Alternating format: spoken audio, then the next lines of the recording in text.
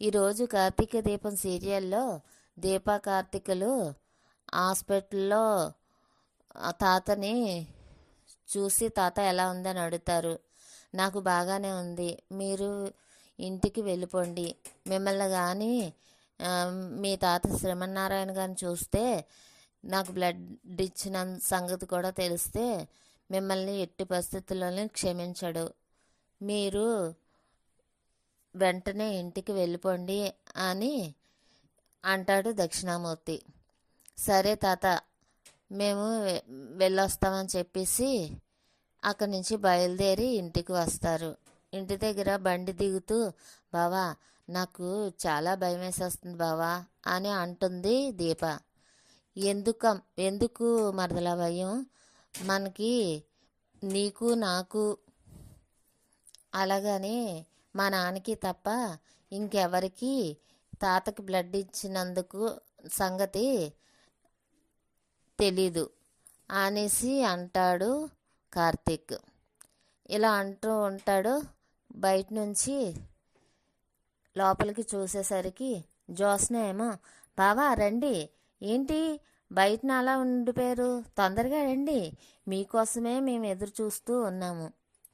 ఎందుకంటే మీరు చాలా మంచి పని చేశారు కదా, మిమ్మల్ని మెచ్చుకోవాలి బావా, త్వరగా రండి అనేసి అని జ్యోత్స్న అంటే, బావా జ్యోత్స్నకి తెలిసిపోయినట్టుంది అనేసి అంటుంది దీప.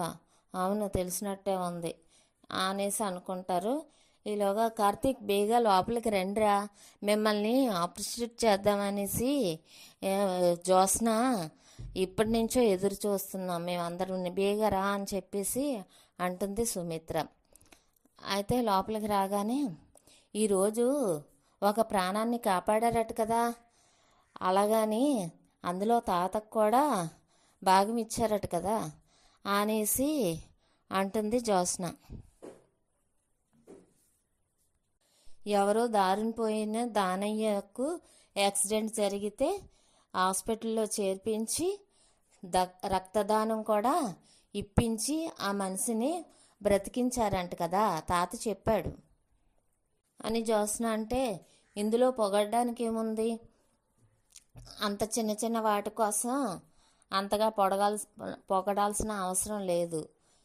ఇందులో తాత బ్లడ్ ఇవ్వబట్టే ఆ మనిషి బ్రతికాడు, అందుకే ఇదంతా తాతదే అనేసి అంటాడు కార్తీక్. అవును తాత, నువ్వు ఇన్ని రోజులు నీ మంచితనం నాకు అర్థం కాలేదు, ఇప్పుడే అర్థమైంది నువ్వు ఎంత మంచివాడివో అనేసి జ్యోత్స్న అంటుంది.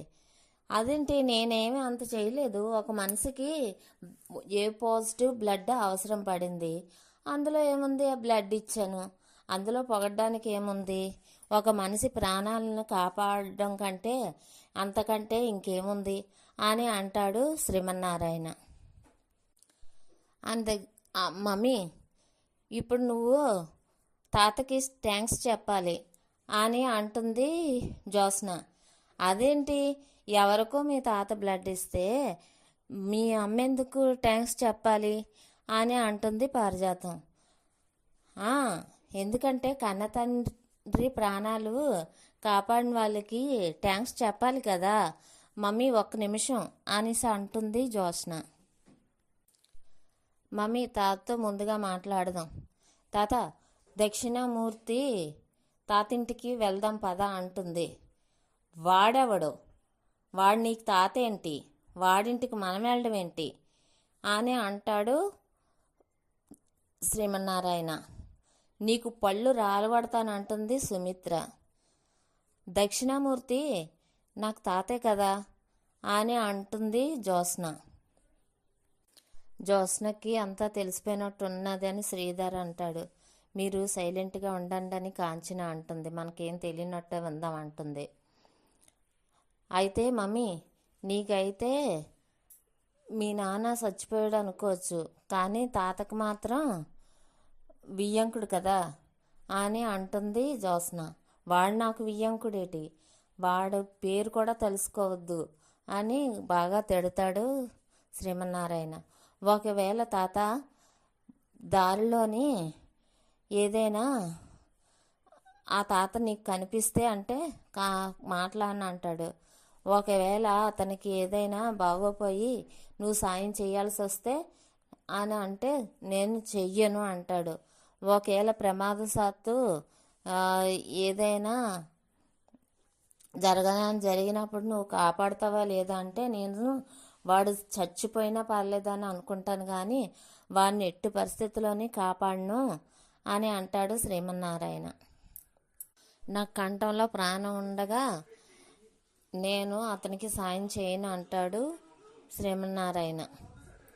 అయితే నీ నీ చేత నీకు తెలియకుండా నువ్వు సహాయం చేసేలాగా ఎవరైనా చేయిస్తే అంటే అని జ్యోత్స్న అంటే చెప్పు తీసుకొని కొడతాను అంటాడు శ్రీమన్నారాయణ. అయితే కొట్టు తాత నీ మనవన్ని అంటుంది జ్యోత్స్న. ఏంటి కార్తీక్ని చెప్పించట్టు కొట్టడం ఏంటి అని అంటాడు దశరథ. తాత బ్లడ్ ఇచ్చింది ఎవరికో కాదు, హాస్పిటల్లో బ్లడ్ ఇచ్చింది దక్షిణామూర్తికి అని అంటుంది జ్యోత్స్న. ఏటి నాన్న బ్లడ్ ఇచ్చింది దక్షిణామూర్తికా? నేను బ్లడ్ ఇచ్చింది దక్షిణామూర్తికా అని శ్రీమన్నారాయణ ఆశ్చర్యపోతాడు. అవును, నీ ఆగర్భ శత్రువైన ఆ దక్షిణామూర్తినే నువ్వు కాపాడావు అని అంటుంది జ్యోత్స్న. అది నిజమో కాదో నీ మనవన్నే అడుగు అని జ్యోత్స్న అంటుంది. నేను ఏది నిజమో ఏదో అబద్ధమో తెలుసుకోకుండా ఒక నిర్ణయానికి రాను. చెప్పురా కార్తీక్, అది నిజమా అబద్ధమా అని అంటాడు శ్రీమన్నారాయణ. జ్యోత్స్న మనసులో, బావా మిమ్మల్ని గుడికి పంపించడమే మంచిదయ్యింది. మీరు బయటికి వెళ్ళడం వల్లే ఇదంతా జరిగింది. ఇప్పుడు తాత మిమ్మల్ని ఏం చేస్తాడో కూడా నేను చెప్పలేను. చాలా మంచి జరిగింది అని జ్యోత్స్న అనుకుంటుంది. చెప్పు కార్తీక్, నేను బ్లడ్ ఇచ్చి బ్రతికించింది ఎవరు? అసలు అతను ఎవరు చెప్పు అని అంటాడు శ్రీమన్నారాయణ. అసలు జ్యోత్స్న చెప్పింది నిజమా కాదా అని అంటాడు. నిజమే తాత, మీరు కాపాడింది దక్షిణామూర్తి తాతనే అంటాడు కార్తీక్. నాన్న అని కాంచన ఏడుస్తుంది. నాకు ఆగర్భ శత్రువైన దక్షిణామూర్తిని కాపాడేలా చేశాడు. ఇది క్షమించరాని తప్పు. నేను ఎప్పుడు చస్తానా ఎదురు చూస్తున్న వాడి ప్రాణాలు నేనే కాపాడేలాగా చేశాడు నీ కొడుకు. వీణ్ణి ఏం చేయమంటావని చాలా కోపంతో అంటాడు శ్రీమన్నారాయణ. మిమ్మల్ని రక్తం ఇమ్మని అడగలేదు కదా మామయ్య గారు అని అంటాడు శ్రీధర్. కానీ రక్తం ఎవరికి ఇస్తున్నానో వాడికి తెలుసు కదా అని శ్రీధర్ అంటే, శ్రీమన్నారాయణ అంటే అది ఎవరో తెలిసి కూడా చెప్పలేదంటే మరేంటి తాత అంటుంది జ్యోత్స్న. అతనితో కలిసిపోయినట్లే కదా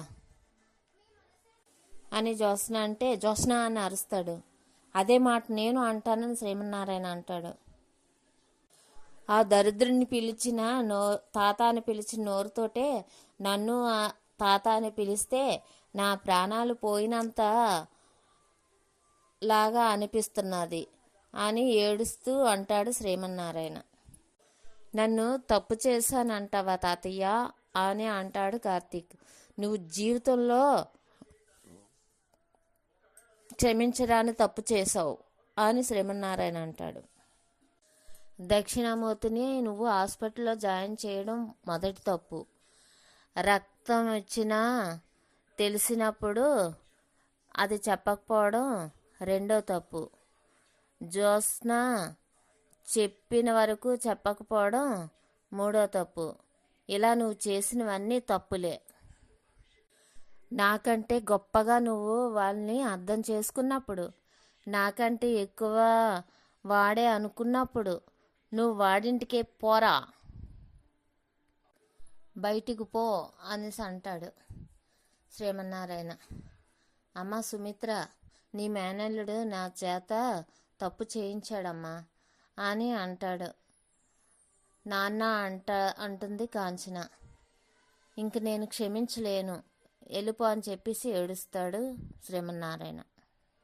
సరే తాత, నేను తప్పు చేశాను అంటున్నారు కాబట్టి వెళ్ళిపోతాను, కానీ వెళ్ళే ముందు ఒక్క మాట చెప్పే వెళ్తాను అని అంటాడు కార్తీక్. ఇప్పటి వరకు చేసింది సరిపోలేదా అని అంటుంది జ్యోత్స్న. జ్యోత్స్న, ఎవరే తప్పు చేసింది? నువ్వు కదా. అక్కడ ఏదో చేర్పించాడనుకో, అది నువ్వు కావాలనే కదా చెప్పావు, నువ్వే కదా బాధ పెట్టేలా చేసింది అని అంటుంది కాంచన. ఆ నిజాన్ని నువ్వు చెప్పకుండా ఉంటే ఎవరికీ తెలియకపోను, అసలు ఈ గొడవే జరగకపోను. ఒక మనిషి ప్రాణాలను కాపాడినందుకు నువ్వు ఇంత రాదాంతం చేశావు అని జ్యోత్స్నని కాంచన తిడుతుంది. అత్త, మీరైతే నిజాల్ని ఒకరికొకరు చెప్పుకోవచ్చు, మేము చెప్తే మాత్రం అది తప్పు అనేసి అంటుంది జ్యోత్స్న. అంటే కాంచనకి శ్రీధర్కి ఇద్దరికీ తెలుసా ఈ నిజం అని పారిజాతం అంటుంది. మరి మామయ్య గారికి చెప్పలేదు అనేసి అంటుంది. కన్న కొడుకుని కాపాడడం కోసం చెప్పడం మానేశాడు తాతకి, కానీ భార్య దగ్గర ఈ నిజాన్ని దాయలేకపోయాడు, అందుకే చెప్పేశాడు అని అంటుంది జ్యోత్స్న. జ్యోత్స్న, ఇంకా ఆపుతావా? ఈ పెద్ద అయినా నాకు 6 కూడా వేశాడు, అందుకే నేను మాట్లాడతాను, నేను మాత్రమే మాట్లాడాలి అని కార్తీక్ అంటాడు. ఏం మాట్లాడాలి అని శ్రీమన్నారాయణ అంటే, ధర్మం అంటాడు కార్తీక్. ఏంటా ధర్మం? ధర్మమా అని అంటాడు శ్రీమన్నారాయణ. అవును తాత, మీరు నాకు 10 ఏళ్ళ నుంచి నేర్పిస్తున్న ధర్మమే. ప్రాణాలు ఎవరి అయినా కాపాడడం మన ధర్మం అని చెప్పావు. అత్త ప్రాణాలను కాపాడిన దీపకి ఆశ్రయం ఇచ్చి కాపాడాను. అత్తకి బ్లడ్ ఇచ్చి కాపాడిన దీపకి అండగా నిలిచాను. ఏం పారు, కాశీకి దెబ్బ తగిలినప్పుడు దీప ఆ మనిషి ఎవరని చూడలేదు, అతన్ని తీసుకెళ్ళి హాస్పిటల్లో జాయిన్ చేసింది. అప్పుడు దీపకి నీ కొడుకని తెలీదు, అయినా కూడా దీప తన్ని కాపాడింది. యాక్సిడెంట్ చేసి వెళ్ళిపోయినా ఎవ్వరూ కాపాడకపోతే దీప తీసుకెళ్ళి హాస్పిటల్లో జాయిన్ చేసింది. అలాగని దాసమామయ్య కొడుకని దీపకప్పుడు కూడా తెలీదు, అయినా కూడా కాపాడింది. ఎందుకు? ఒక మనిషిని కాపాడవలసిన బాధ్యత ఒక మనిషికి ఉందని చెప్పి తను కాపాడింది. ఒక మనిషిని కాపాడాల్సిన ధర్మం మనకుందని నిరూపించింది. అలాగే నా చెల్లెలు ఒకరిని ప్రేమించినప్పుడు నా తండ్రి అతని ఇష్టం లేదని పెళ్లి చేయకపోతే నా చెల్లి చచ్చిపోవడానికి తయారయ్యింది. అప్పుడు దీపే దగ్గరుండి వాళ్ళకి పెళ్లి చేసింది, నా చెల్లి ప్రాణాలు కాపాడింది. ఇలాంటి ధర్మాన్నే కదా నువ్వు నాకు నేర్పించావు. పారుకి దీప అంటే పడదు, మా నాన్నకి దీప అంటే పడదు. పారుకి కాశీ దాసు కొడుకు అని తెలుసు, మా నాన్నకి స్వప్న కూతురని తెలుసు, అయినా కూడా దీప అవేవి మనసులో పెట్టుకోకుండా నా చెల్లెలు ప్రాణాలు కాపాడి వాళ్ళిద్దరికీ పెళ్లి చేసింది. ఇది కదా ధర్మం అంటే. మనం ఇప్పటి వరకు ఎవరి మీద పగా ప్రతీకారాలు తీర్చుకోలేదు. మనకి ద్రోహం చేసిన వాళ్ళనైనా మనం పగతో సాధించలేదు. ఎందుకంటే అది మనిషి లక్షణం కాదు కాబట్టి. కోపం, ఆవేశం ఇవన్నీ మర్చిపోయేలాగా నువ్వే చేసావు. ఒక టైంలో నీ కూతుర్ని వెలేసావు. మళ్ళీ తనుకి బాగోలేదని తెలిసి తను పూర్తిగా కోలుకునే వరకు నువ్వు బాధపడుతూనే ఉన్నావు. తను కోలుకున్నది అని తెలిసిన తర్వాత వరకు నువ్వు భోజనం కూడా చేయలేదు. నీ పంతం, నీ పౌరుషం నిలుపుకోగలిగావు, కానీ నీలో ఉన్న మానవత్వాన్ని మార్చుకోలేకపోయావు. నీ మానవత్వాన్ని చంపుకోలేదు. నీ స్నేహితుడు కిరాతకుడే కావచ్చు, నీ శత్రువు కిరాతకుడే అయ్యుండొచ్చు, కానీ నువ్వు కాదు. నీకు మనిషి విలువ తెలుసు, ఒక ప్రాణం విలువ తెలుసు. ఒక 100 ఏళ్ల జీవితం నీ కళ్ళ ముందే రాలిపోతూ ఉంటే నువ్వు తప్పించుకొని పోగలవా? నువ్వు ఒక రాతి మనిషిగా ఉండిపోగలవా? కొన ఊపిరితో ఉన్న మనిషి శత్రువైనా సరే ప్రాణం పోసినవాడే దేవుడవుతాడని నువ్వు నేర్పిన ధర్మంతోనే నేను బ్రతుకుతున్నాను తాత. కాదంటే చెప్పు తాత. ఇక మీదట నా కళ్ళ ముందు పోయే ఏ ప్రాణానైనా నేను కాపాడకుండా వదిలేస్తాను. కళ్ళతో చూపించే నీ ఆవేశంతో చూపించే చావుని నేను కూడా ఆచరిస్తాను అంటాడు కార్తీక్. ఈ శ్రీమన్నారాయణ అలాంటోడు కాదురా. నువ్వు నాకు నేర్పించిన ధర్మాన్ని ప్రకారంగా నేను చేశాను. ఇప్పుడు నువ్వు అది తప్పు అంటున్నావు, అందుకనే నన్ను కొట్టావు. అది ఎంతవరకు కరెక్టో చెప్పు తాత. నన్ను కొట్టడం, ఒక చావు బతుకుల్లో ఉన్న మనిషిని చూసి, నువ్వు రక్తం మడుగులో ఉన్న మనిషిని చూసి నువ్వు వదిలేస్తావా లేదా తీసుకొచ్చి హాస్పిటల్లో జాయిన్ చేస్తావా అని అంటాడు కార్తీక్. నువ్వు మాటలతో మాయ చేస్తావు బావా అంటుంది జ్యోత్స్న. అక్కడ చావు బతుకుల్లో ఉన్నది నీ తాత, నీ కన్న తల్లికి తండ్రి. ఇదే ప్రశ్నను నిన్ను అడుగుతున్నాను అత్త. నీ దృష్టిలో నీ తండ్రి చనిపోయాడో బ్రతుకున్నాడో నాకు తెలీదు.